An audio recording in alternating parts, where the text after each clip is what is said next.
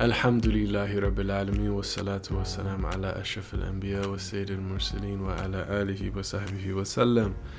Greetings of peace, brothers and sisters. Assalamu alaikum wa rahmatullahi wa barakatuh. You are tuned in to Path and Present Podcast, and I am your brother Baraka Blue. Alhamdulillah, this episode we have a repeat guest, back by popular demand. I think it's the fourth time he's appeared on Path and Present, and I never tire of speaking to this brother. We always have deep dives. That is Dr. Abdallah Rothman. As many will know, Dr. Rothman is a pioneer within the field of Islamic psychology. He is the current principal of Cambridge Muslim College, and he has done a lot of work toward really integrating traditional, indigenous models of the soul and psychology into contemporary conversations around Islam and psychology. And at Cambridge Muslim College, they have a really, really beautiful program that anyone interested in this topic should check out.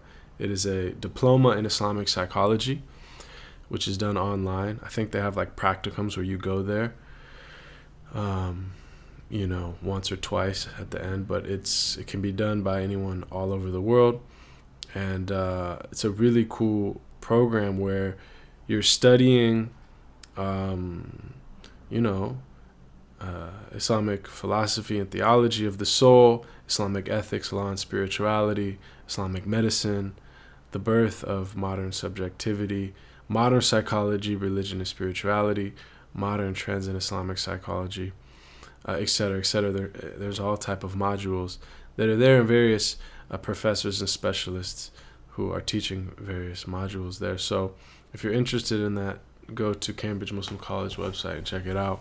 He also has a new book, which is an adaptation of his PhD, and we kind of get into it a bit in this podcast. It's called Developing a Model of the Soul, Islamic Psychology and Psychotherapy. And, I really value Dr. Abdullah's work, and he's not the only one, but he is one of those that are focusing on this because the Islamic tradition has a profound understanding of the levels of the self, the levels of the soul, the psyche.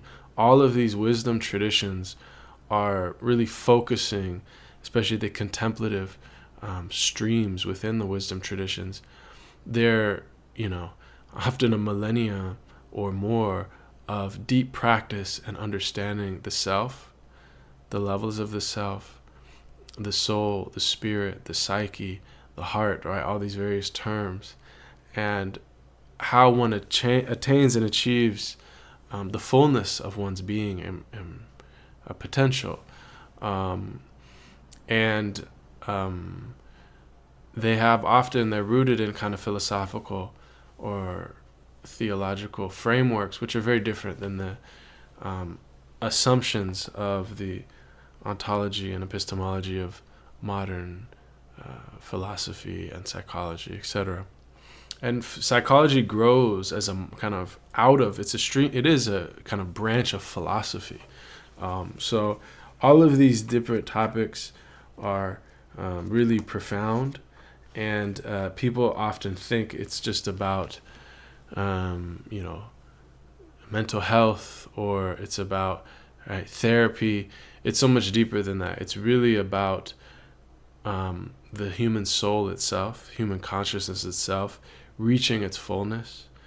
Of course, overcoming anything that inhibits that fullness, healing from any barriers or any veils to that. And so I'm really fascinated in general with the intersection of kind of modern psychology and traditional wisdom traditions. The Buddhists have done a lot, and a lot of insights from Buddhism have been incorporated into modern psychology. It's a lot of psychologists who are either practicing Buddhists or at least integrate components of Buddhist contemplative practice. And in fact, the whole kind of mindfulness movement grows out of that. And so, in a certain sense, Dr. Abdullah and others are doing that within the Islamic tradition. And he's not the first one, right? You have Malik Badri. I think Kabir Helminski has done an interesting thing. He also has a degree in transpersonal psychology, which is that kind of school of thought open to what transcends the individual. And then you even have one of the founders of the Institute of Transpersonal Psychology, which is now, I think, Sophia University, Robert Frazier, who is himself a Sufi sheikh and a Muslim, who was a student of Muzaffar Effendi from the Jarahi order of Turkey. So there's actually, and he's written some interesting works on Islam and psychology. And there are others that could be mentioned. So it's by no means, just the beginning or the, but still there's so much work to be done. And I really love what Abdullah is doing because, and those other authors too, because, I've been to kind of some, a conference or these conferences on psychology and Muslim mental health, and the vast majority of what is happening is that there are Muslims who are trained in secular Western frameworks of psychology, and then they're attempting to, that's their training, that's their tarbiyah and ta'aleem. So they're trained in that kind of senate of Western psychology, but which is often full of certain epistemic and ontological assumptions that are very alien to the Islamic tradition, but then they're, with good intention, attempting to make those sensitive to, culturally sensitive to Muslims and their needs.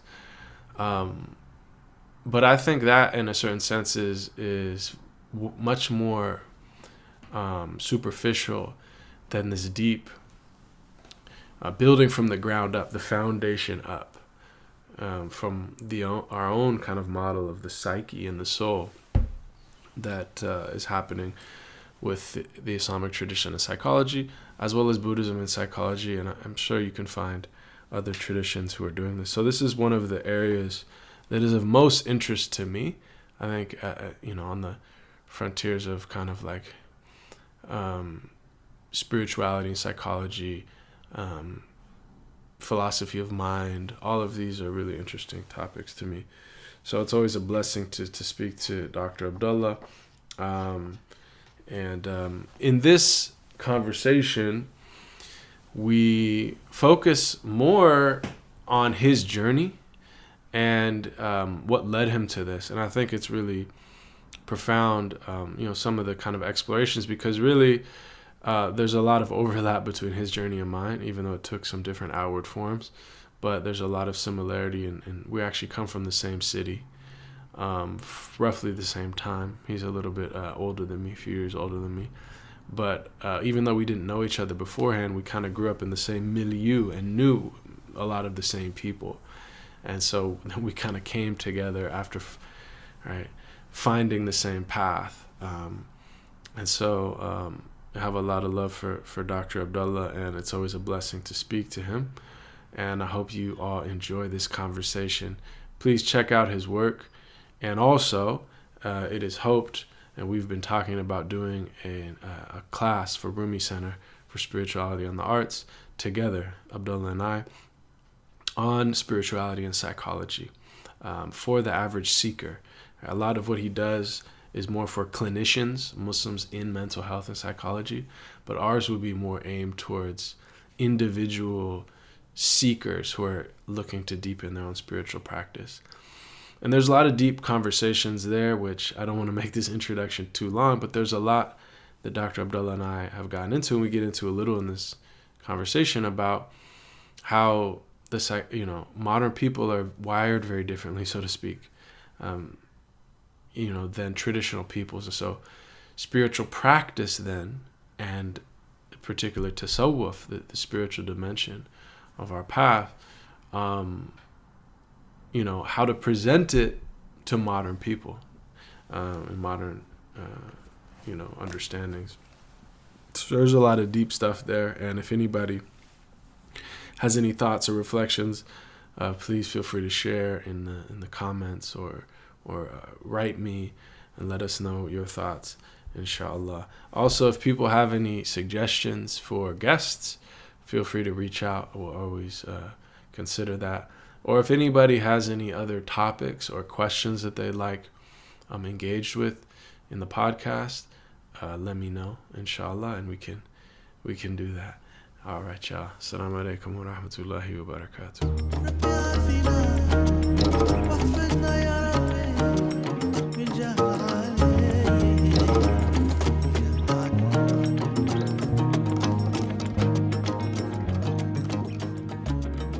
Bismillah ar-Rahman ar-Rahim.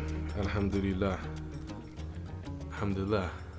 Allahumma salli sayyidina Muhammad wa ala ali sayyidina Muhammad. Rabbi yashrah li sadri wa yassir li amri wahlul 'uqdatan min lisani yafqahu qawli. MashaAllah. Alhamdulillah, it's good to be here with you and have you in my home. It's good to be here. I think this is our fourth installation of the podcast, alhamdulillah, and many beautiful conversations off mic. Yeah, we never seem to run out of things to talk about. Alhamdulillah. So, mashallah, first of all, congratulations on this new book which I hold in my hand, Developing a Model of Islamic Psychology and Psychotherapy, Islamic Theology and Contemporary Understandings of Psychology, with a foreword by no less than Sheikh Abdul Hakim Murad. And if I understood correctly, this is a kind of distillation of your PhD dissertation. Yeah, it's a bit shorter. Less for the academics, more for the populace. Yeah. Is that it? Is that the idea? Yeah. Make it a little bit more readable. MashaAllah. So beautiful work, and we've talked, and I would encourage people to reference those past conversations because we talked in multiple podcasts really about the basic framework that you explore in this book.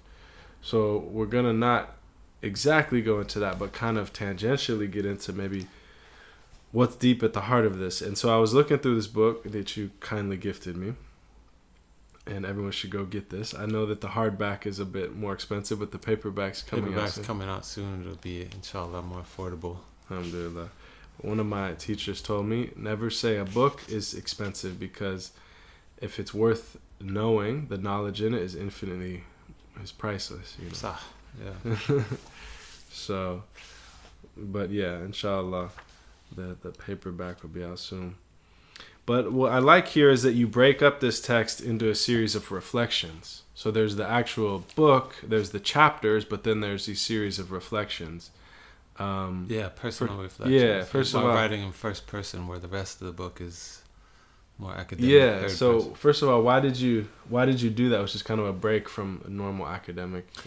Part of it is to break it up from the heady academic rigor of research. Right. It is a research book, but then also specific to my methodology. So the methodology that I'm using is qualitative research in social science, psychology specifically. And the idea is it's constructivist grounded theory. And the idea is that instead of approaching it as like there's something to study that's objective reality, that I'm going to be, creating a hypothesis and then testing it, and that I'm going to be able to get to the bottom of the reality of it without recognizing that my positionality influences what I'm looking at and what I'm producing. And so instead of trying to like remove bias, like a lot of research does, I've sort of dove into the bias and said, look, I'm a human being. I have this positionality. I have these things that I'm bringing with me to the table. And for me, it makes sense because what I'm talking about is the study of the self. And so why would I try to remove my own self in the study of the self? It seems antithetical. So I sort of embrace that by saying, look, I'm a human being. I bring this perspective, and that perspective and that phenomenological reality is actually important when we're trying to translate theology and the knowledge from the Quran and what that means in practice for human beings today. MashaAllah, beautiful. So I looked at this reflection one, a journey of the soul, a journey to Islam. And this is a really beautiful passage where it's autobiographical and you talk about your life. So I'll just read a little passage here. You say, as a young boy around the age of 14, I realized that I was different from most of my high school peers. I was less interested in sports and being in the popular group and more interested in questioning what is real and exploring the mystery of the human condition. I spent my time philosophizing about truth and identity, reading books on counterculture and Eastern religions, and spending time alone in nature. When I went to college, I decided to continue my explorations in academic subjects that seemed to match my interest and was drawn to consider majoring in psychology. Then you go on to say, the thing that initially attracted me to psychology was the idea that it studies the psyche or soul of the human being. I was always intrigued by the notion that we as human beings have a deeper, perhaps more authentic part of ourselves that is beyond or beneath the external identities that we construct and operate from in our worldly lives. But then you go on to say that you found majoring in psychology, most of these courses were not on this topic and were very different than what you were looking for, except for a specific course on psychology and religion, which really got into those deeper subjects. So I think there's a lot there, and interestingly enough, maybe it's particularly interesting to me because, that could have been written in my voice and without being changed. I mean, similarly, as far as my own 14-year-old self. So I think I'd like to ask you then a little bit about your journey because, okay, you're now known as, Dr. Rothman, the psychologist, but your journey really was less about being a clinician and more being a seeker trying to understand the soul. Yeah. So how does that, unfold for you and bring you to that point? Yeah, I mean, it was pretty far along that journey that I formally decided to make psychology my career path. Yeah. I was, even when I was in college and studying psychology, still formative years of what I'm interested in, and then wound up majoring in something else because, like you said, or like you read, when I went to take those classes, I was like, let me find out about the human experience and human beings, and they're talking about rats, like it was the irony in that that we're so disconnected from the human spiritual reality of who we really are, and we're just looking at how we behave and how we interact with the material world, that it sort of sparked me to go more on this internal questing for where are those answers, they don't seem to really have them in academia, or at least, because psychology seems like it would be the most relevant to that discourse. Yeah, literally the study of the soul. Right. So this is where you would go. It's like a misnomer, It's like incorrect advertising. I think the thing I'm signing up for is studying the soul, and then it's like, well, where's the soul? There's no soul in psychology. So then this put me on this journey of like searching ancient wisdom traditions and traveling the world and. So tell me a little bit about that, because we grew up in the same city, Seattle, around the same time. You're a little bit older than me, but I think describe that kind of milieu and the kind of seeking meaning. And you mentioned the nature of the soul, mysticism, the purpose of existence, these more philosophical, metaphysical questions that you were asking. Where does a 14-year-old boy in your space and time go for those answers? Yeah, that's a good question.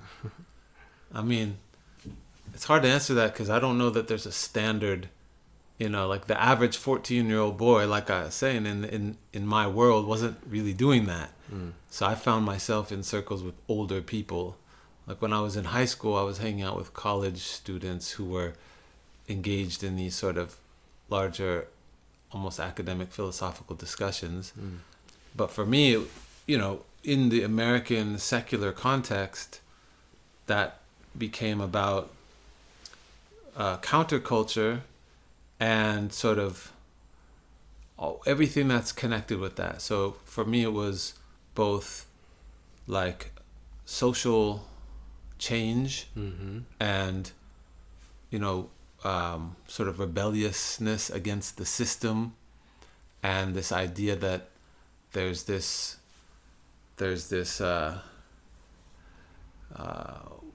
matrix that we've all bought into, and that underneath the surface there's this deeper reality of our existence.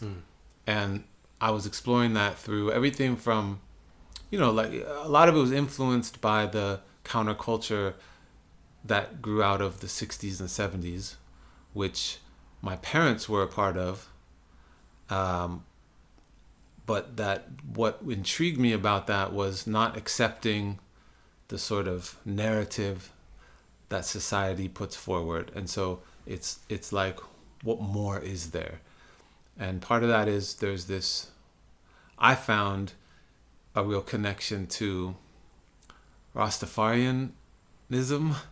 And it wasn't, a lot of teenagers grow up, it's because of the smoking weed and the music and reggae. But for me, it was this rebel soul aspect of like, there's something wrong here, and I'm gonna like have a little bit of a young attitude about it and reject it and throw it back in the face of the man, the system, the oppressor, the colonizer, and sort of say, well, oppressor man. Yeah, and sort of like reclaim the sacredness and the honor of the human being. Yeah. And like that, like, hey, I'm not just a consumer. I'm not just a commodity for you to control. There's something sacred about, what's inside of me. And then that can become an ego thing, right? Because it's like, hey, I'm worth something. There's this pride element to it, right?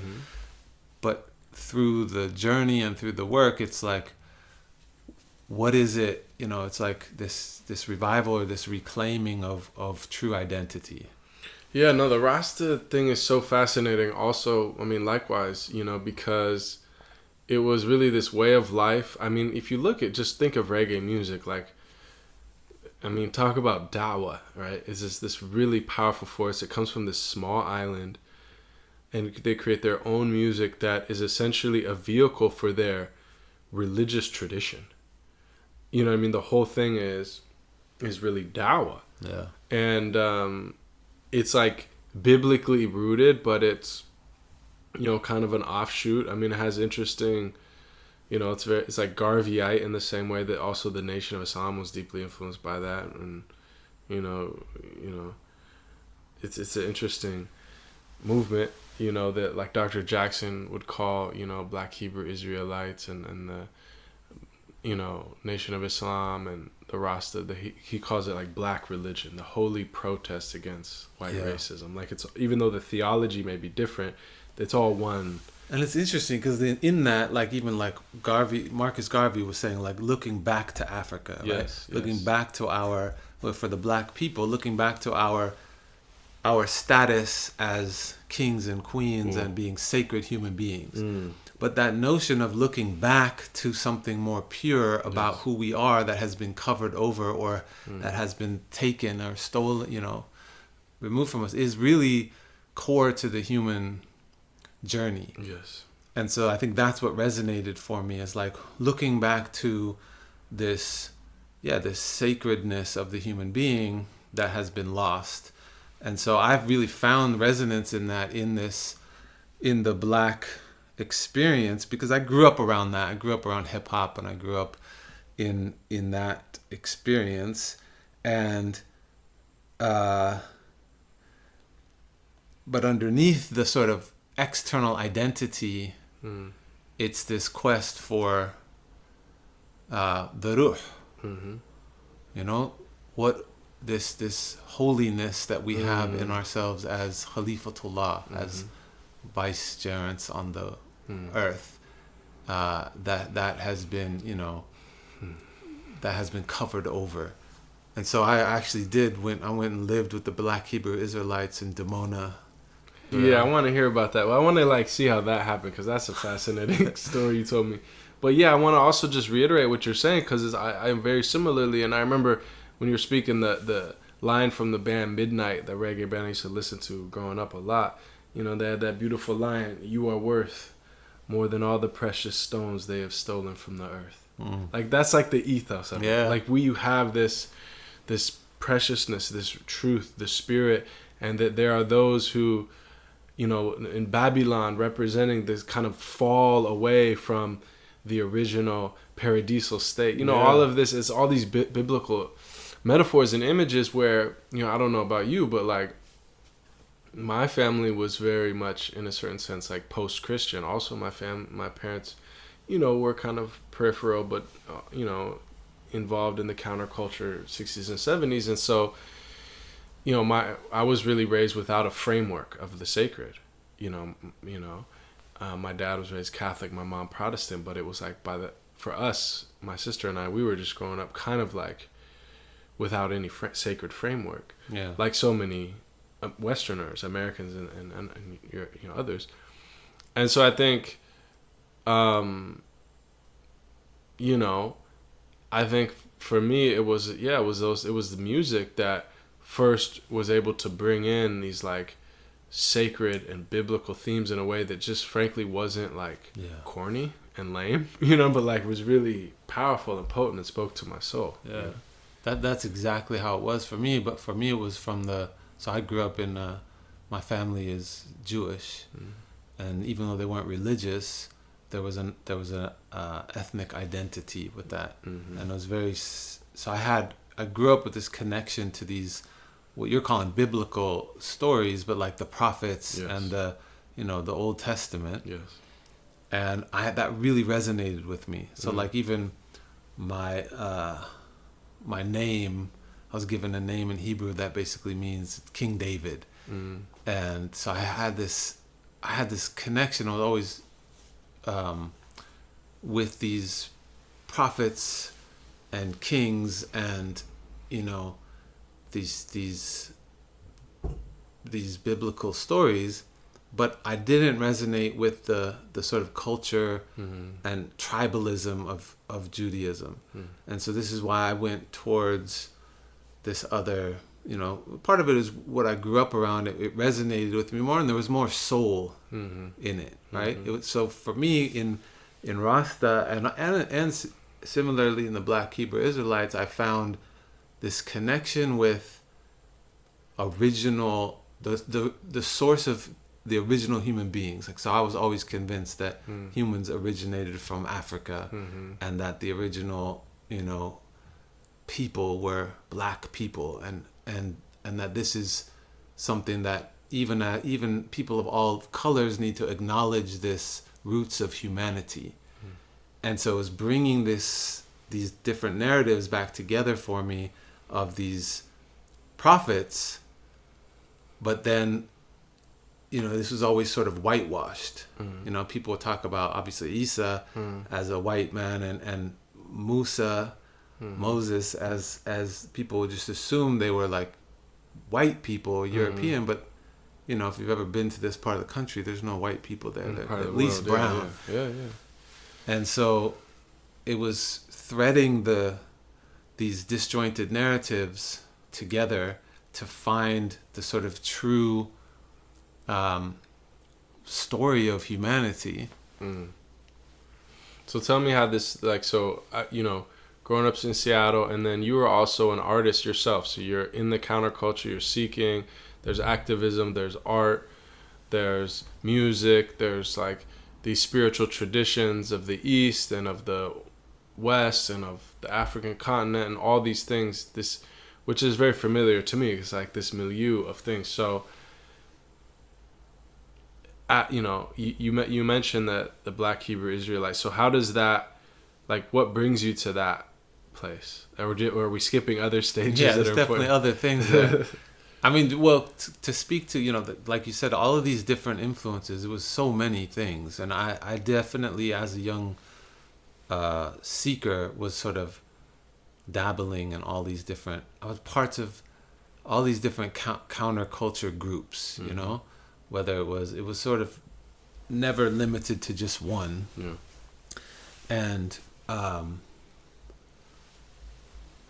And there was this thirst, I think, for finding answers and finding a commonality, like finding the common humanity in everything. Because as I would go through these different, whether it's different groups or different spiritual traditions or different religions or different, there was always this sense of like, well, this is the way. Yeah. And that, I loved what I was learning from these, worldviews, but just the notion that it was like, well, you have to do it this way, and this is the way, and everybody else is on the wrong path. Right. That fundamentally turned me off, because I had this internal sense that there was one God, one truth, one reality. There's multiplicity and diversity, and that's beautiful, but that, like, there isn't a different God. Right. Yeah. No, that's it. So, and you mentioned to me a story, like when you were studying, that kind of like made you realize, like, man, this might not be it for me, right? If you would share that story, it's really deep, actually. Yeah, so I was, I had already been looking at all these different religions and trying to find my path or find the truth or just seeking.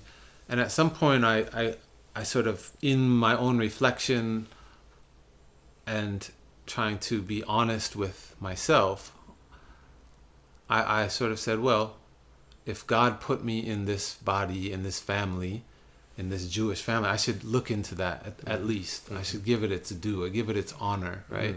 So I went and studied in the Holy Land, and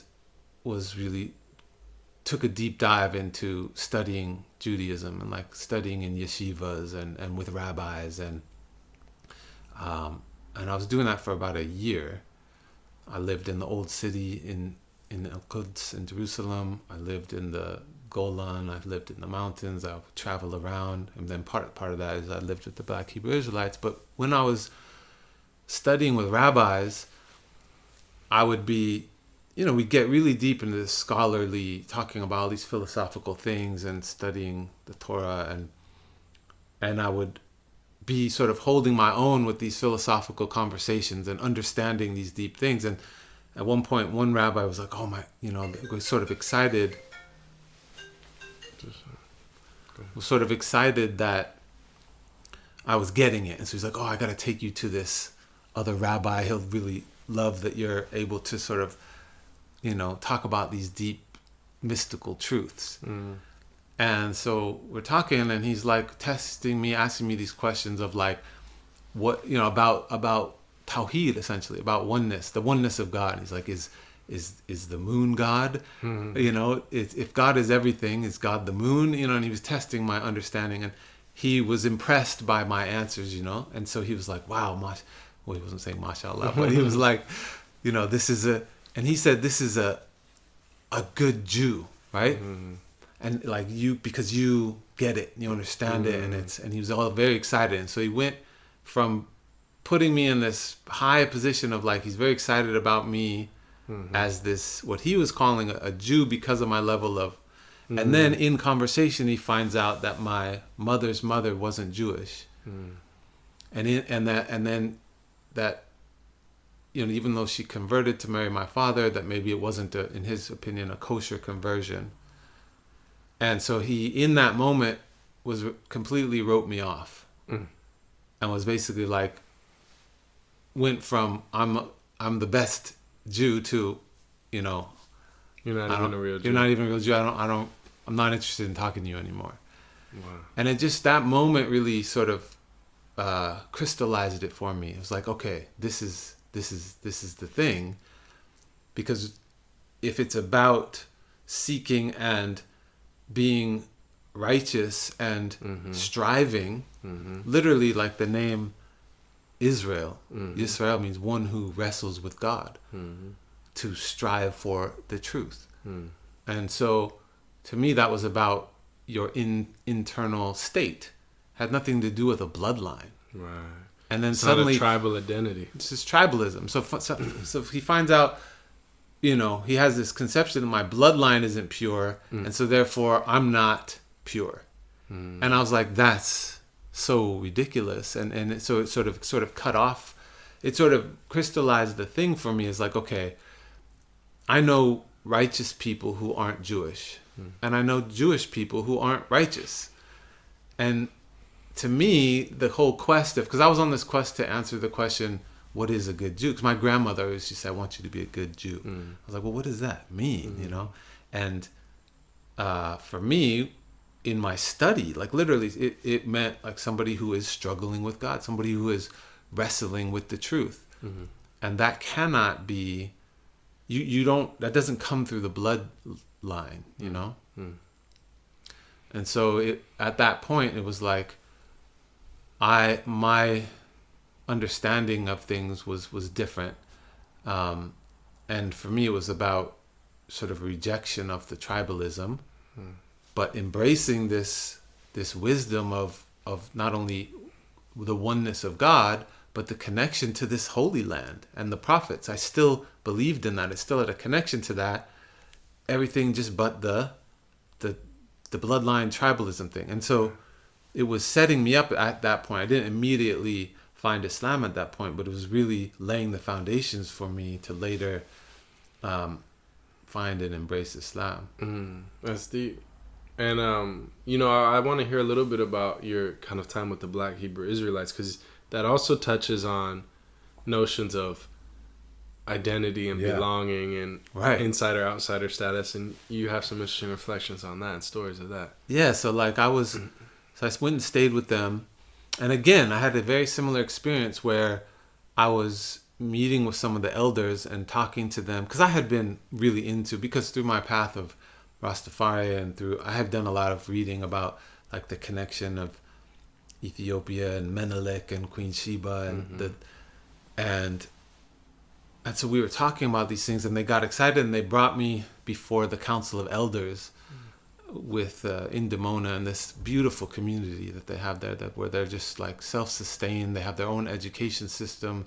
They're vegetarian. They were when I was there, they were going through this transition to a raw diet, and they have these restaurants that they make amazing vegetarian food, but they had this real consciousness of not only owning their own process of making food and agriculture, but of really having clean eating. But anyway, so I was meeting with the elders and talking about this, and they were like, basically they got to the point of, you're one of us. And the Black Hebrew Israelites, like it's fundamentally about having black skin as being an ancestor, a descendant from the original. They believe that the original Hebrew Israelites were black people, and that they were, through the Exodus, they were spread out among the different countries in Africa, and then those were the people that were brought over enslaved in the diaspora and brought to America, and then they were coming back, and so they I felt like did a little bit of almost like gymnastics to flip that, because they made this connection with me. They saw in my soul that I got it and that I was on the path with them. And so they were like, you are one of us, because spiritually in your soul you get it and you're there. So therefore what they said is that God put me in this body, this non-black body, or so that I could be an ambassador for this truth. And I was like, that's deep, right? And that's beautiful, because in that they're transcending the physical manifestation of identity. And yet their belief system is fundamentally based on this physical identity, you know? And so there's, again, and it comes from the same root, because they essentially have, you know, it's Judaism, but replaced with they're the chosen people. Yeah, they're the chosen people. But there's still the notion of tribalism. Yes. So like even they're when still the unchosen. Like when they set up shop, the Israeli government said, okay, well, we'll give you land if you make aliyah, like when you convert to Judaism. And they said, no, we don't need to convert because we're already the original Jews. Right? And so there was this sort of standoff. And so this is their position. And it was both simultaneously like exactly what that was for me. It was opening up this, like, yes, it is about identity, but the identity is based on this internal reality of our soul, not the temporary manifestation of our identity in this dunya. That's true. And so where do you go from there? Or what kind of were the steps that then, like, how did you find that? How did you find a path that affirmed the nature of the ruh, the spirit, and also was, you know, universal? And, you know. But I didn't find it at all. It was, you know, Allah guided me. And, you know, I was on this journey. And throughout this journey, there was a lot of other stops along the way that we haven't covered. But essentially, like, I was in the hills in Jamaica for a while with this Rastafari elder. And I was in the jungles of Thailand with the Buddhist monk, fishing from rivers and meditating. And in all these situations, I was with a sheikh, basically, of these, you know, like this elder teacher. And each time it was like I fully dove in. Like I wasn't there as a tourist. I was there completely submitted to their way, because in my heart I knew that there was only one way, one truth, one God. That was always clear to me. But me submitting to these paths wasn't submitting to the theology or the dogma. It was submitting to Allah, like the one God, and that I'm finding the resonance of truth in these things and the ancient wisdom in these traditions that I'm sort of collecting, but knowing that regardless of anything, it's the one God that's most important. So and then I would sort of continue on, because like 85-90% of the path resonated with me, and it felt like, yes, this is true. And then there was that 10%, or, you know, whatever it is, the tribalism, the sort of, if you're not one of us, then you're lost. I was like, I would move on. And so the moving on, ultimately, at that point, led me to, okay, it started to converge with, well, what am I going to go back to do? Because I had been traveling around the world for a while. And so I decided I'm going to put all of this exploration into the focused study of psychology, because it's this, you know, my grandfather was a pioneer in humanistic psychology, and one of the things that world allowed for was sort of integrating Eastern traditions and spiritual wisdom into psychology. And so I had this notion of, okay, I'm gonna sort of integrate all of this learnings that I've had from these different traditions into an application for working with people to develop ourselves and souls and healing.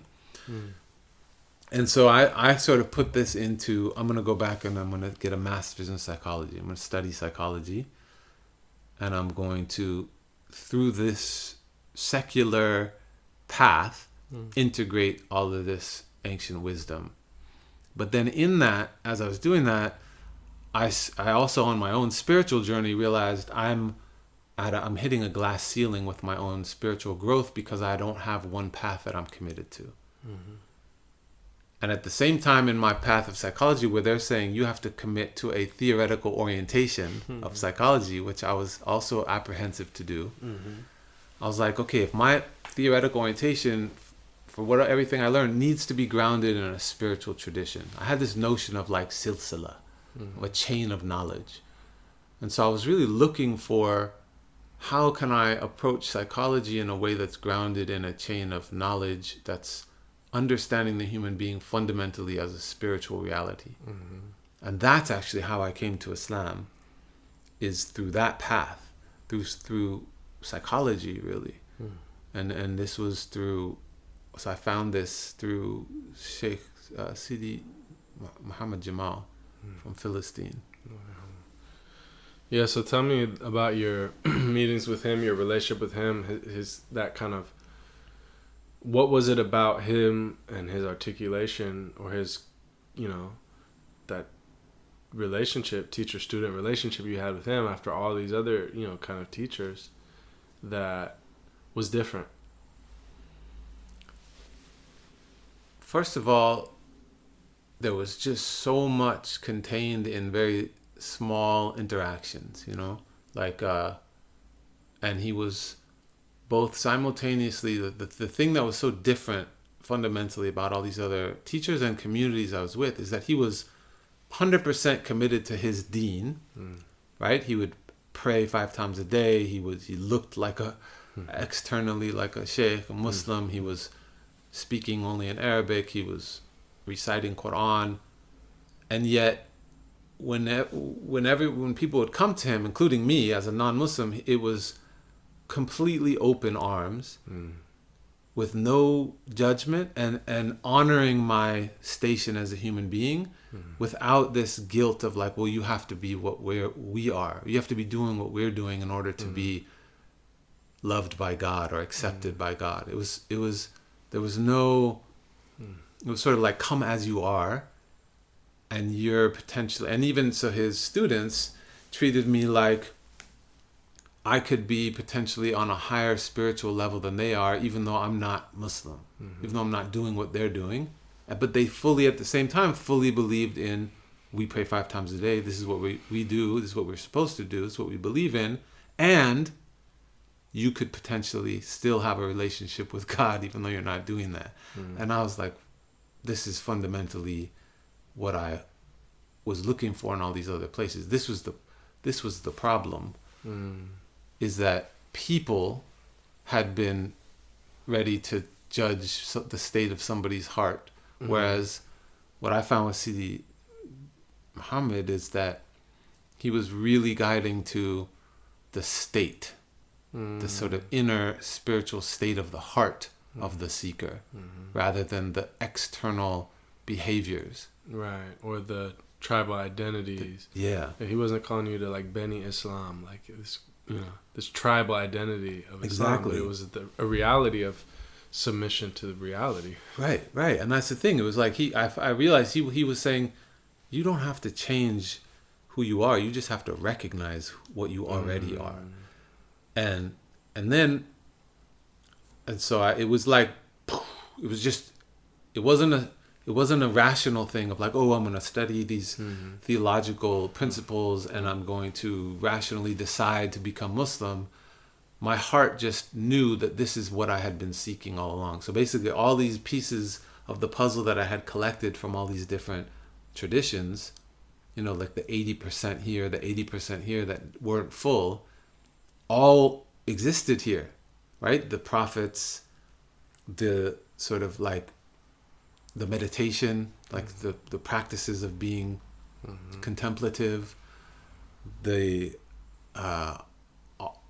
all of these things fit together, and then it was like this, I could see this ocean, and so my heart really just turned. And then the thing that even solidified after that is soon after I became Muslim and I was with him, and I brought a few of my friends who I really resonated with on this I was on this spiritual seeking journey for quite a while, and they're deep. They're not Muslim. And I brought them to meet him, and he's surrounded, this Sidi Muhammad, he's surrounded by practicing Muslims, his students and people who pray 5 times a day who identify as Muslim. And I bring these two people who are not identifying Muslim, and Sheikh Muhammad says, it's nice to see true Muslims. and people were around him were like, oh no, they're not Muslims. But what he meant was he was responding to the state of their heart.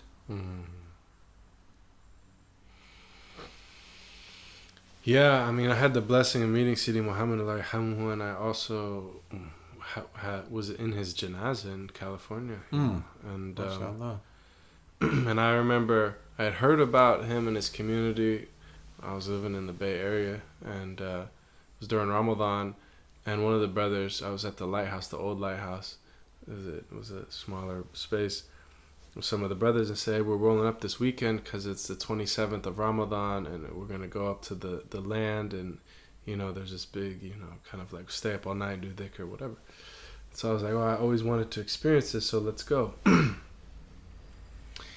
And I remember walking in. It's a few hours drive it's like just past Napa Valley, a few hours drive past the bay, and we walk into this beautiful, this like lodge.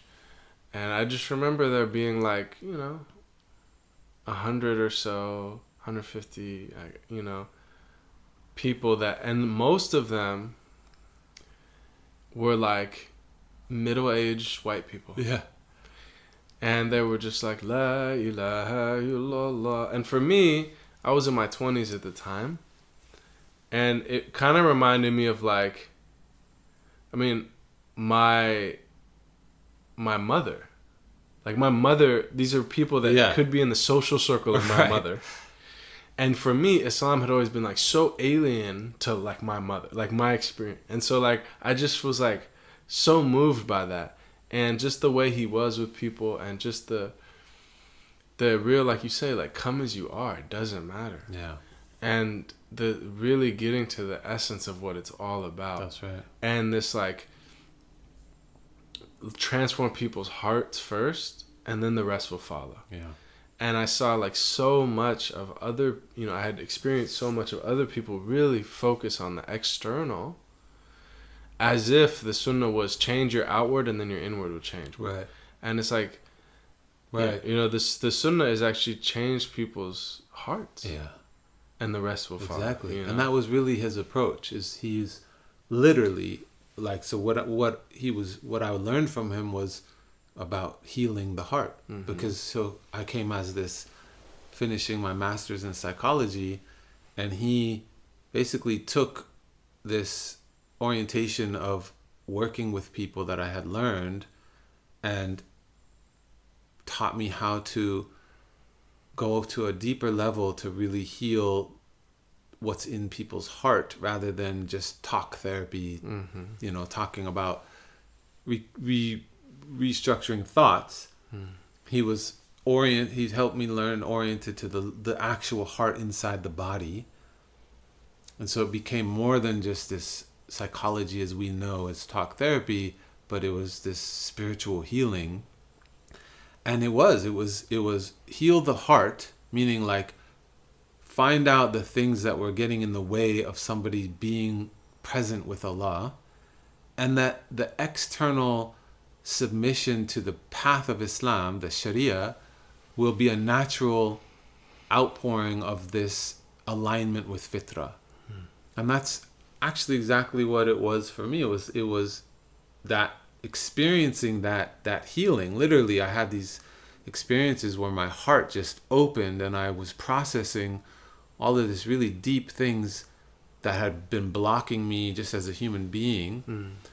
And the result of that was, this is the way, like the Mandalorian. And it was just clear.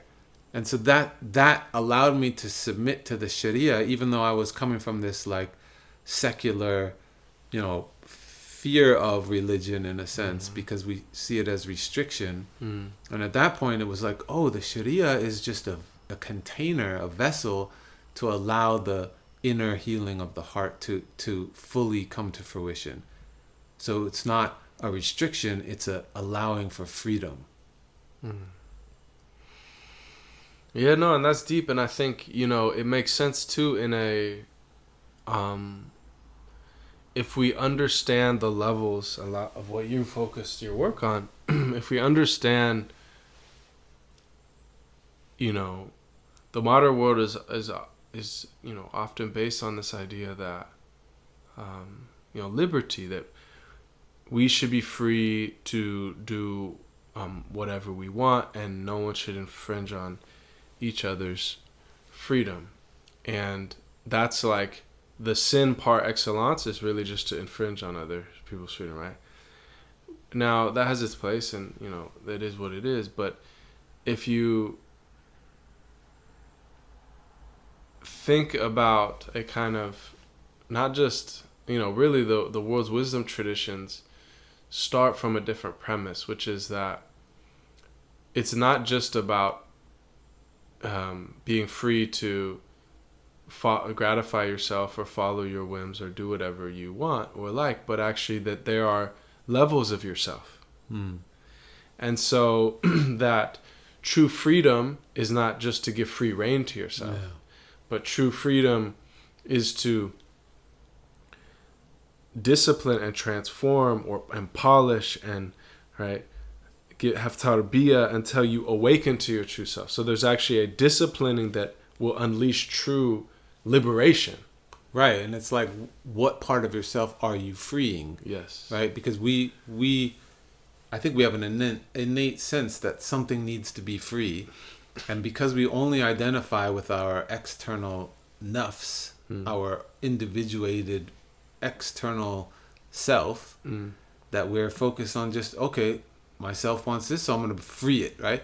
But if the actual self is this higher reality of our ruh, which is hidden, it's covered over, it's this secret. And so, yes, it's about freeing and allowing yourself to be what it is and be free, but what it is isn't what we think it is.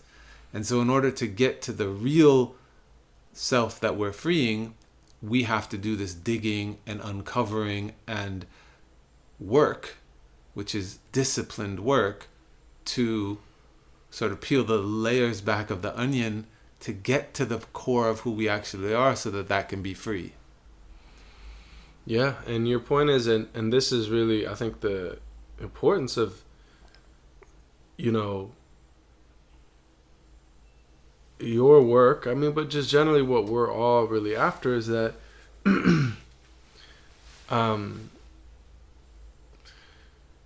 you know, in other words, that another analogy one could use is that we're all kind of like at the base of a mountain, and the modern world is like, look, we have this beautiful city with all these lights. It's like Las Vegas, like just enjoy everything you can at the right. And people have even like forgotten that there is a mountain, because the like, right, the neon lights are so bright you can't even see the silhouette. Yeah. And these like weird wisdom traditions that are like kind of antiquated, where people would like spend all this time, like these sadhus taking like thousands of steps and prostrations, and like, or these like monks at the mountaintop, or these like dervishes, you know, spending, you know, 40 days in seclusion invoking the divine name. Like all of that seems like, if anything, like quaint and interesting as a historical artifact, but there's not a framework for us to understand like why. What are they seeking to access, and why are they then unanimously affirming that there is a ultimate reality that is at the core of every one of our being, and that is we have equal access to, and that is our true joy and happiness, and that is synonymous with love and beauty and virtue and all that is good and all that is real. And once you attain that every pleasure and joy and things that people seek of fame and status and wealth within this world literally doesn't have any pull, because it's like a child, you know, playing with dolls, you know, once you attain adulthood. Like it has no interest, it's not even interesting, right?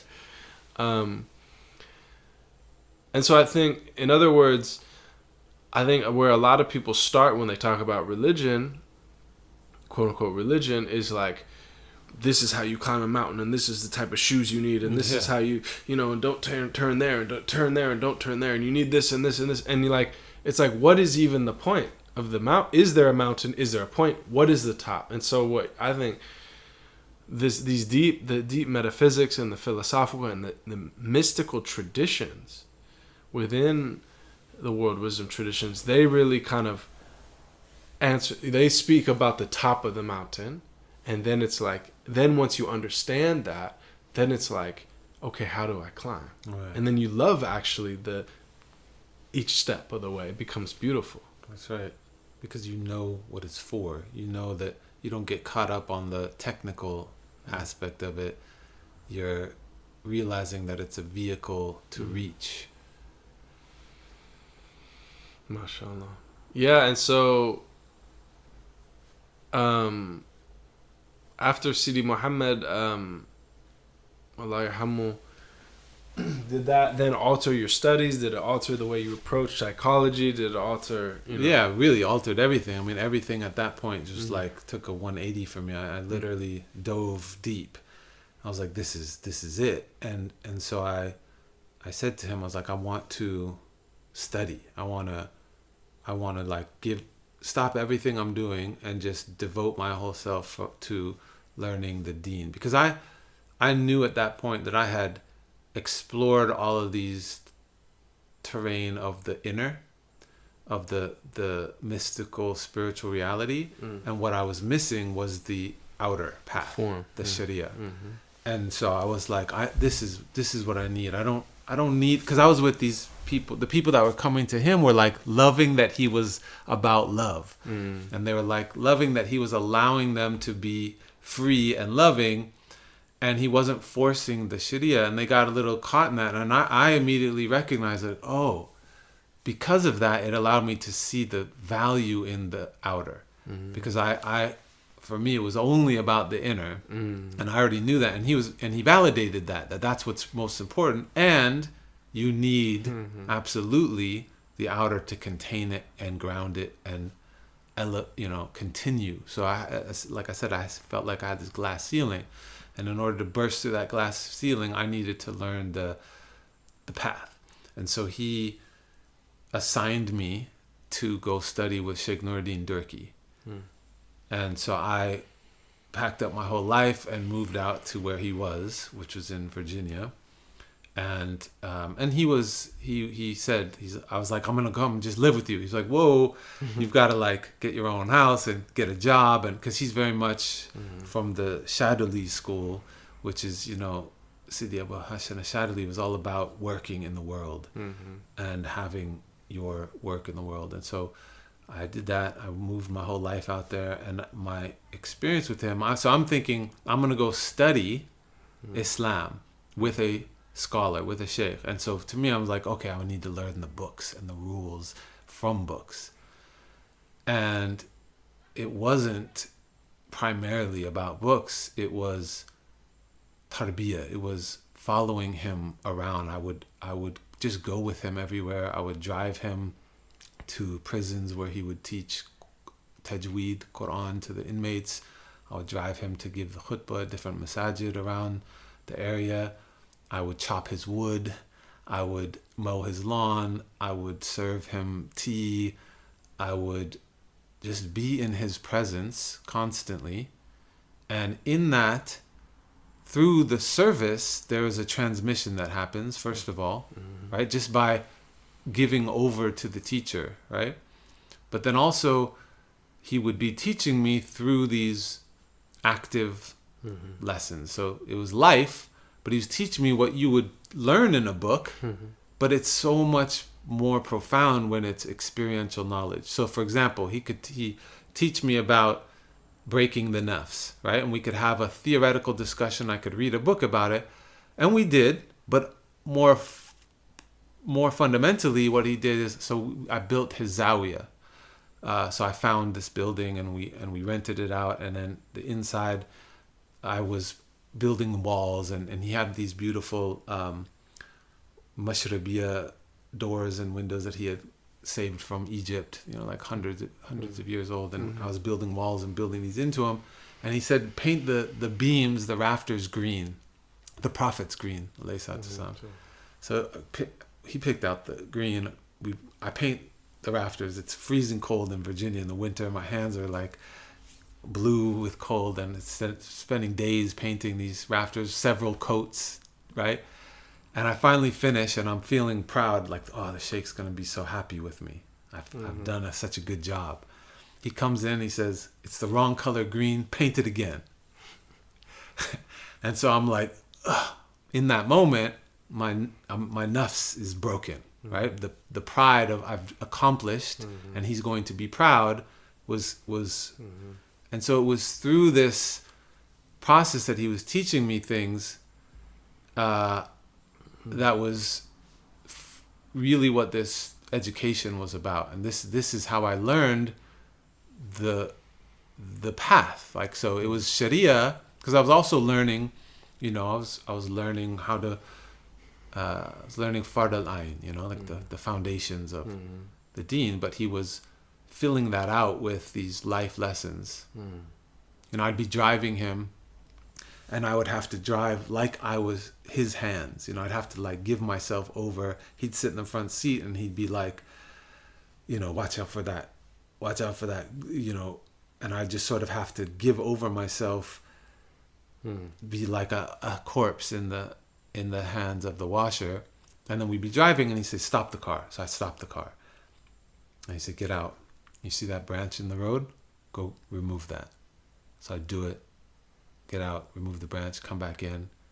He says, okay, continue driving. And then only like super quiet, maybe 15 minutes down the road after quiet, he starts giving me this dars, this lesson about how removing obstacles from the path is one of the branches of knowledge in Islam, and giving me, and so is this is how these things get deeply embedded in one's soul, rather than just cognitively understanding abstract ideas.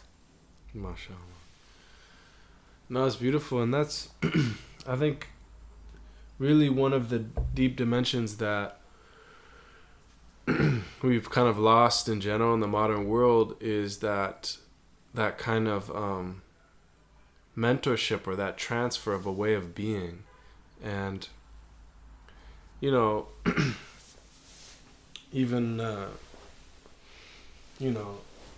brother that I know, teacher, and he recently said, I was involved in one of the first organizations, like in the 90s, that was like transmitting the Islamic sciences on the internet. Like, we built it, and then he said, and to be honest, like, sometimes I wonder if that wasn't a mistake, because the knowledge is true and beautiful, but if for 1400 years the way that it's been taught is through a personal relationship with the teacher who is embodying it and conveying it, and then you remove that dimension, and then anyone can just turn on their computer and cover the same content, but without that personal relationship, what is really lost? And this also gets back to the fact that the Prophet ﷺ is primarily, like, his pedagogy, his way of conveying, of teaching, was not to go on like a speaking tour, and to not like lecture abundantly. I mean, there are hadith that sometimes he would speak for hours on end, but the majority of the way he would teach was exactly just what you are saying. That the way you learned was just being with people, eating a meal, serving people. Guests come. This is how you welcome your guests. Yes. Some guests would be rude. This is how you respond when people are rude. Yeah. And so you observe him. Okay, this is how I do it. And we need that. Yeah. We need embodiments of it. And, Muslim philosopher Sayyidina Qibla Tas, his whole argument that the primary malady that is afflicting the Muslim world and kind of has caused us to fall is a loss of adab, a loss of proper relationship and etiquette in general, which means to everything, to everyone. And so that's really what's being taught. And there's ta'aleem and then there's tarbiyah. Tarbiyah. And this tarbiyah, yeah, so ta'aleem is like you learn the concepts, you learn the knowledge. Tarbiyah is this active, embodied, experiential development of the soul, of the human being. And this idea of adab is really tahdib al-akhlaq, the refinement of character. This is what we know that the Prophet ﷺ was the perfected character, right? He came to perfect character. But what we miss, I think, a lot of times is that because we're so disconnected from this embodied way of being, but also then the notion of that knowledge comes through an embodied state. Like there is a transmission of knowledge that happens when you unlock your being by aligning your will with these concepts of truth, rather than just abstract cognitive rational notions, right? Which we tend to be completely on the side of when we talk about Muslim scholars these days. It's intellectual people who have memorized things and understand rational proofs, which is part of it. That's the ta'aleem. But the tarbiyah is that you have to use your will. Your body has to be involved in order for true knowing to happen, because our aql is not confined to our rational, our mind or our brain or our head. We have aql of the body. Like your body literally has perception. Our limbs speak to what we did with them on the Day of Judgment. And so when you get your body involved in the whole process, it awakens in you this perception of the heart, where the heart can actually perceive things as they are. And so when we talk about character, like adab, it's not just mimicking behavior of the Prophet, because there's a lot of, you can do what you're supposed to do and not have it affect your heart. And so the work of what tahdib al-akhlaq is not just conforming your behavior to what's better. Right. It's actually in order to put forth the beautiful character, which is already in your fitra, it's already natural to you, but you have to unblock this covering over your heart, which means taking accountability and not doing this sort of spiritual bypassing where we just sort of go to what we're supposed to do, we avoid doing the hard work on purification of our heart, this tazkiyah process, which is, not only is it work, and it's not just, people I think that it's like, oh, well, we know good character and so we have to work to have good character. No, you have to face yourself. You have to face your bad character, and it's not just character, it's why do we have bad character? Because we have darkness in our heart where we have covered over the truth. We have had little spots of ghafla from staying with the separation and forgetting the tawheed. And that causes things like psychological imbalance. And a lot of people, we sort of, today we've separated that out, and we sort of say, well, that's something else. We're just going to completely skip that, and I'm just going to study the books and behave the way that I'm supposed to behave. And it's like skipping this internal process of healing, which, this is what Sidi Sheikh Muhammad Jamal was saying, is do this work. If you clean your heart and literally remove the blockages on your heart, that will give way to actually embodying this fitra, embodying this adab. No, I think that's really deep, and I think that's really something that's lost on modern people, is that there's an idea that who you are in the deepest sense determines what you know. Like we think like, no, it's IQ. If someone just has like an intellect, they can. But what you're saying is that it's about virtues. Like virtue acquisition allows you to understand and allows you to see and allows you to perceive things as they truly are. Yeah.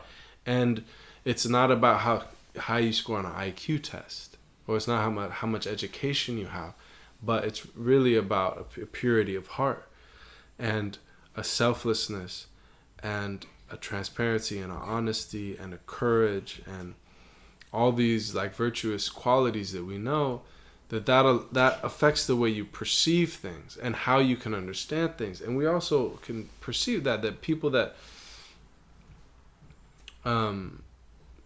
because the intellect, in a certain sense, I mean, depending on how we define these, but like that faculty, it's kind of in service of something, like it's a tool. Yeah. And so if what it's serving is impure and is like covered over and is selfish and is egotistical, then you have a real problem, right? And ourselves are our problem, Like yes. the whole thing is to get ourselves out of the way. And in the self that we wrongly identify with is that independent, self-directed self. And as soon as we, when we over-identify with that, we get caught in the veil of this dimension of I'm a separate individual with free will and I'm going to self-direct. And the reality is that we're a slave. And so you have to do a lot of work to get yourself out of the way so that you can be present with submitting to Allah's will.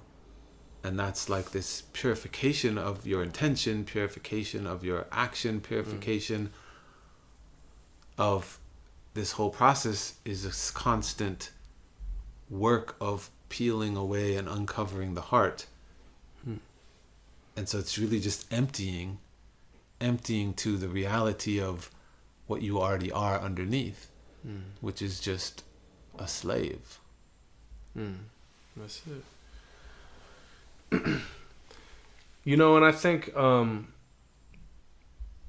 thing that I appreciate about what you're doing is that you see within the Islamic tradition this deep, profound resource for understanding ourselves, and not only understanding it as a theoretical framework, but actually experientially transforming ourselves and becoming who we truly are.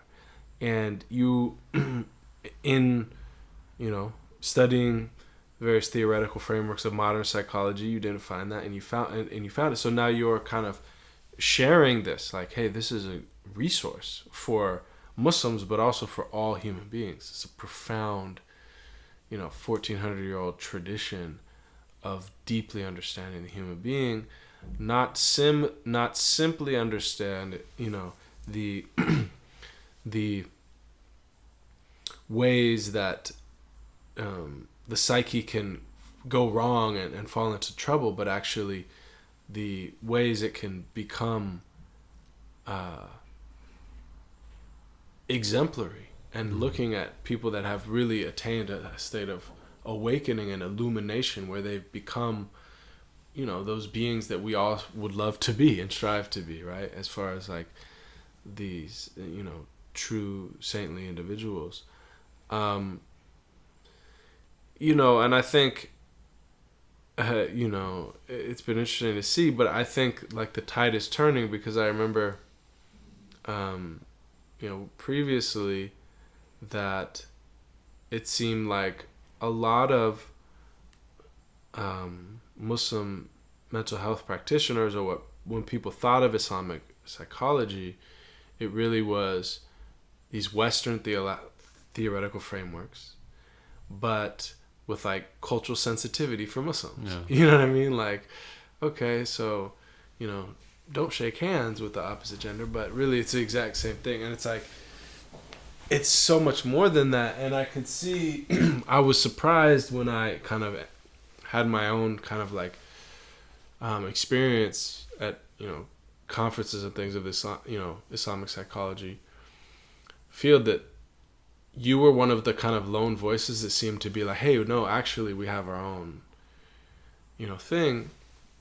And what I even found surprising is it seemed like a lot of Muslim scholars who were trained in the traditional sciences also didn't really see. They also kind of are just like, yeah, we need like mental health professionals to counsel people, and it's like, but they weren't seeing it as integrative. How do we integrate our own? But so I'd like to like hear what you think of. I mean, I know we've talked about this, but it seems like now this discussion is happening more. Yeah, it's getting there. I think the problem there is that people are so influenced by this disjointed relationship to everything themselves, and therefore then knowledge, fields of knowledge, and then unfortunately the Islamic tradition. And so this is why you have scholars who specialize in one area of Islamic studies, and versus recognizing that everything's interconnected. You can't understand the whole maqasid of the Quran without understanding the interconnectedness of everything and all aspects of knowledge. And so I think the whole notion of Islamic psychology, people have a hard time recognizing or understanding where that is and where it fits, because they think, oh, well, psychology is this thing that is what the West does with it. And people will say, oh, well, that's just a pseudoscience. It's not a real thing.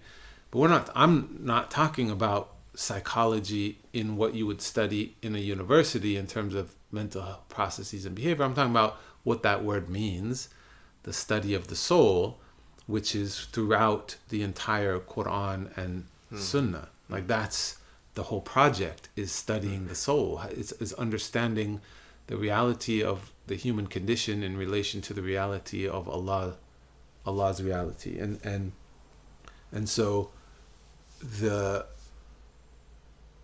reality of Islamic psychology is that you find it throughout all of the branches of knowledge in Islam.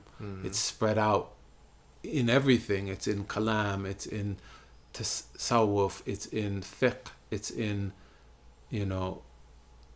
just like the akhlaq tradition. It's spread out in all of it, and you can't understand any of it in isolation without understanding the whole picture. And so it's really, I think, and this is where the scary thing is, where people get scared of this, is that it's ijtihad.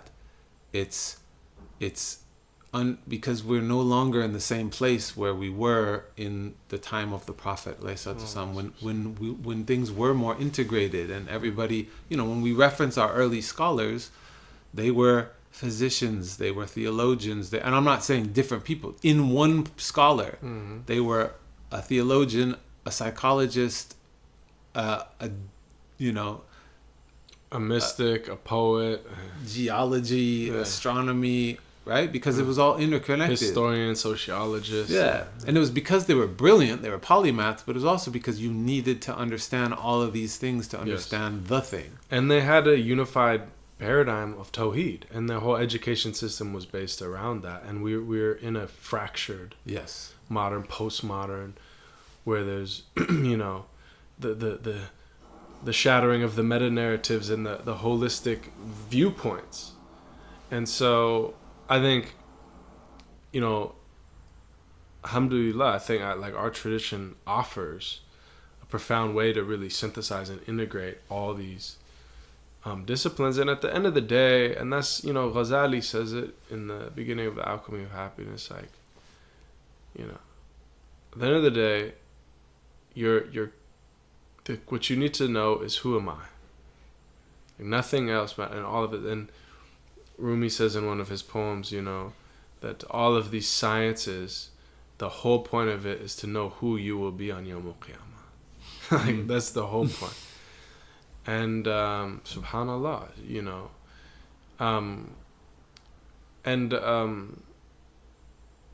I think it's beautiful, man. And I think that, it's funny because you were mentioning that, you know, even like your own family members, when you are studying Eastern traditions and the Rastas and like art and whatever, they're like, okay, he's on one path and he become Muslim, and they're seeing like, oh my God, he's totally gone 180. Like, what happened? You know. And it's funny, I don't know if I told you the story, but similarly, you know, there was a time where like I studied, you know, Buddhism in the Rocky Mountains and was very serious about that. And that, you know, after I became Muslim, my grandmother, you know, she said to me once, she said, you know, whatever happened to Buddhism? You know, that's such a nice religion, you know, like, and I said, you don't like that anymore? So I love Buddhism, actually. I really have a deep respect for it as a tradition, you know. But even just in the kind of like, she was like, okay, that's okay. My grandson a Buddhist, that's positive. But my grandson a Muslim, like, what does this even mean? Like, it was like too much to even sort out, you know. And you know, but that's deep, because I do think, and you know, we both know that, like, you know, people don't think of like these traditions of spirituality and, you know, psychology and art, and then like tie in like Islam. But if you think about it, that's just a misunderstanding and without being offensive to it's ignorance of the thing, of the reality. Yes. Because, you know, we've started out talking about how this path for both of us, I think, was about this counterculture, right? Yeah.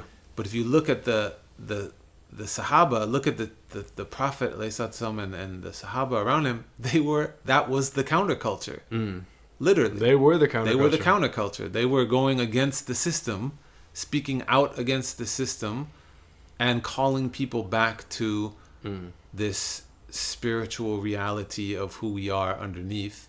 And they were literally obliterating tribalism and racism and ageism and sexism, you know, and it is this alternative path that is calling people back to something fundamental and natural, and not, you know, it wasn't about this dogmatic, you have to do this. Right.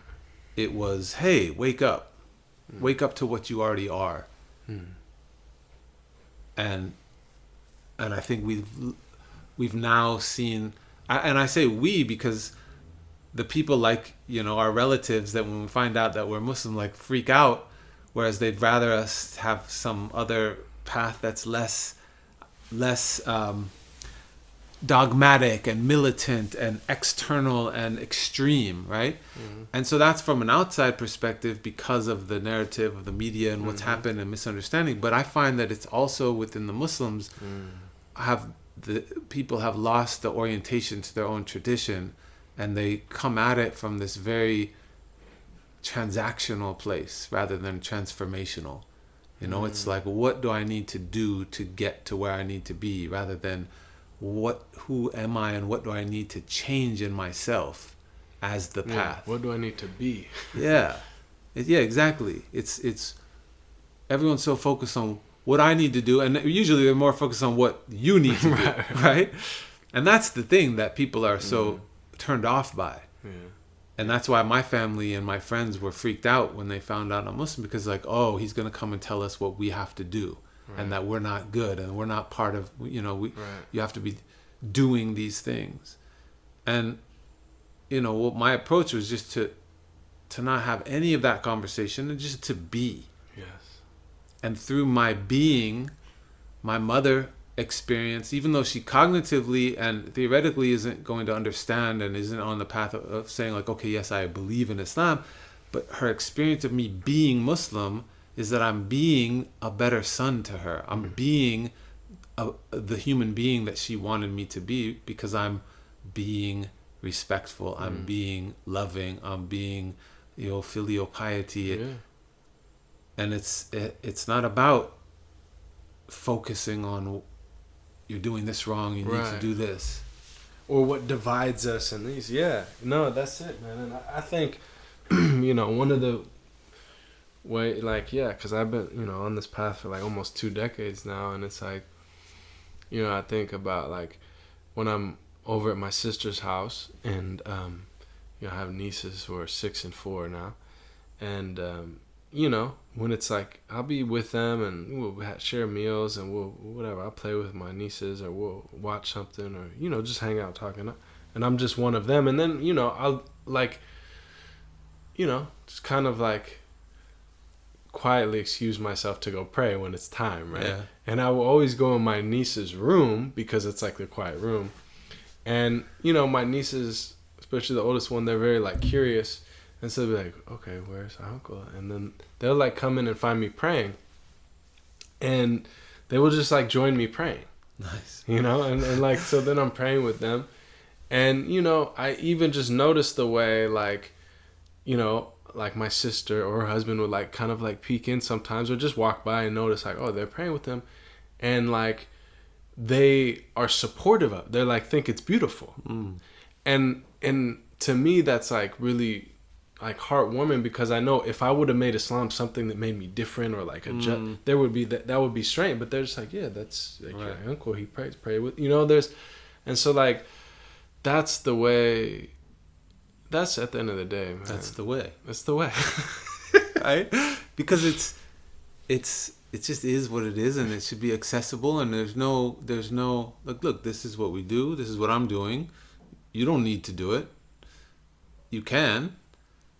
But you could also watch me do it and not be freaked out. We can have a conversation about it, and I can honor you just as you are. And this, going back to what really did it for me, is being able to relate to one another without there being divides, even though you're standing in your truth. So I'm standing in, I'm completely Muslim, and I believe this is the way. And at the same time, that doesn't negate me completely honoring and accepting you where you are. Yes. And I don't think that by default I have some superiority over you, right? And that's even what we heard. Like, this is not some like convert new age like thing. Like, I heard this from like our teachers on the path in the most traditional places in the Muslim world, that they would say that the only way that our ancestors had success in conveying this path was that they saw that everyone they interacted with them was better than them. Like they had the potential to surpass them. They didn't come like I'm better the superior thing. No, they came with humility to them. And I mean, and that's it. And I think people, we're so caught up because we're stuck in this dimension of separateness. Yes. People measure everything through dualism. And people forget or don't realize that what we need to be doing is embracing paradox. It's different than dualism. Dualism is, it's one or the other. And it's this separateness. It's, you're over there, it's this material reductionism and sort of this or that. Whereas the reality is there's multiple dimensions to things. Yes. It's this, or as like it's multiplexity, right? And so you can both be fully where you are and honoring that reality, and this can be where it is, and it doesn't have to cancel it or negate it. It's not one or the other. It's both, and it's absolutely. And that's like, I always tell people when I'm teaching poetry classes, for instance, like, what is poetry? If you had to say it in one word, you would say metaphor. And what is metaphor? It is seeing the likeness in apparently unlike things. It's seeing the connections that not everyone sees. That's really what art is about. That's what symbolism, that's what sign, and that's really what the believer is. And that's why I say it's transcendence. The artist is the believer is the artist, because what's the job of the artist or the poet is to see the similarities and unlike things, right? My beloved's face is like the moon. You say, well, a face is not like a moon, but if you think in that poetic frame, it is like the moon, or anything like that. Any of these metaphoric, symbolic, ways. And this is like the khayal. This is actually a sacred function which can perceive the signs and the symbols, and like the archetypes, the higher levels of meaning permeating the physical universe. And that's the job of the believer too. I mean, really what separates the mu'min from the kafir is that the mu'min sees that everything is pointing to something, and they're ultimately signifying the ultimate reality, whereas the kafir covers over that and says, no, it's just the form. Yes. And that's really Iblis as well. Ana khayra minhu. Why? I am better than him. Why? I am from fire and he's from tea and he's from clay. So he's like, just sees his form. And interestingly enough,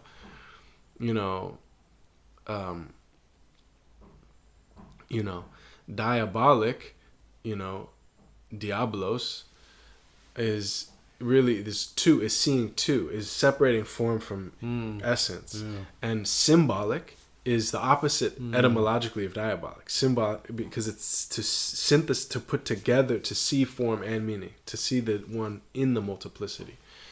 And it's recognize that things are pointing to something deeper. There's the ibara and the ishara. Yes. There's the deeper meaning behind the symbolism.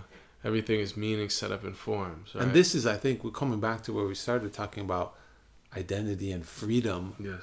This is when we've freed ourselves to be able to not be bound to this material, separate, limited way of seeing, and be freed to be able to see through and beyond and transcend this dimension of reality. And this is where all of our problems come from, is we're orienting to ourselves and orienting to this world and to each other as if this is the end all be all. Yes. And exactly. And that's what the message of the great ones is that, it's like we're going to be outwardly different, and we're going to have outwardly different characteristics. We're not going to do away with all of those. But at the end of the day, we can see unity. We see that on the level of reality, none of that has any meaning, right? That everyone's, that who is not actually who is who in the dunya sense. Yeah.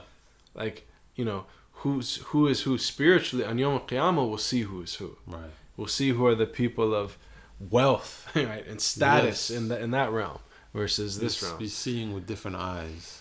And that's really what I think the whole spiritual path is about opening that inner eyes, allowing us to see. And I agree, what you mentioned, like Sidi Muhammad, what he gave you was like, it is all about the meaning, primarily, and like what people identify as in the outer realm. That's not really it. However, outer forms do have importance, as but don't get it twisted. Like, if you don't have the inner meaning, you're gonna totally get lost in the forms. And I think, that's really the benefit of like the master. Like, we all need those that have walked the path, who have tread the mountain and come back, who can kind of point us out the ways. And that's ultimately the benefit of, these great wisdom traditions in Islam, subhanallah. And I think when Islam gets reduced to a tribal identity, as all these other traditions can be very easily, as you've kind of discussed, then we really lose. It just becomes around like, all right, you do this and do that and do this and do that, and and then we're back to tribalism. And then we're back like, we identify externally. These are my people, the ones with the beards and the short pants and the whatever. Yeah. And then conversion or whatever becomes, they came to our team, and it's like more an ego thing, as opposed to like, I want you to experience the beauty and the truth and the love that this path has given me, and so I'm so happy for you, Yeah. Allah musta'an. So alhamdulillah. Well, I know sharing your journey is really beautiful, and obviously the journey is has just begun. Yes. There's many more chapters and many more opportunities. Inshallah. I want to encourage everyone again to pick up your book. And then also maybe you could share with people like other ways they could connect with you or other offerings you have. Yeah, there's you can find lots of things on Google these days.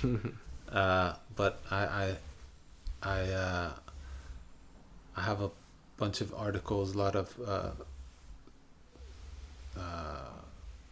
like journal articles and other books on Islamic psychology, and I have a chapter in a book on theology and the Star Wars universe. That's the next podcast topic, inshallah. Yeah. But you can sort of have a bunch of videos on YouTube, both through Cambridge Muslim College, where I'm the principal, and we have a lot of other material out there. Alhamdulillah. And yeah, we talked about, inshallah, maybe doing something together, collaboration with Rumi Center, and doing a class that dives deeper into some of these topics. So if anybody's interested in that, let us know, inshallah, and make dua for us. Alhamdulillah, thanks for visiting us, and we look forward to the next conversation, inshallah. Look forward to it, inshallah. Assalamu alaikum Jazakallah khair. wa rahmatullah.